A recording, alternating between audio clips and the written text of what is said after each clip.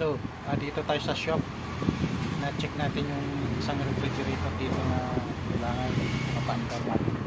So makita natin yung problema.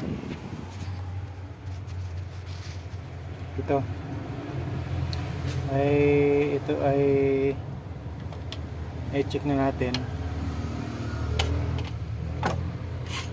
Tapos ay ito naman na yung board na to.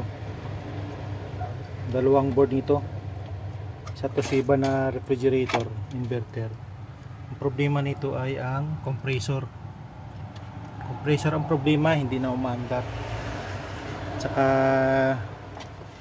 na-check na rin natin kanina yung pang-testing ako na para sa compressor ay hindi na umaandar talaga. Tapos ito dinali ko ulit, subukan ko muna nga i-jumper itong sa overload para ma-sure natin na talaga yung compressor, kasi overload kailangan natin muna i-jumper. Wala namang problema yun. Sige po.